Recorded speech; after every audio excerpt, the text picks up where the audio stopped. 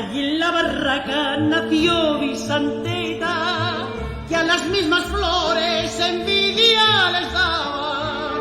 Y allí cierta noche dio cita indiscreta a un humilde artista que fiel la adoraba. Y ante los encantos de musa tan bella, fue el amante de ella, el pobre escultor, que esclavo del arte que en su alma sentía, así le decía, temblando de amor.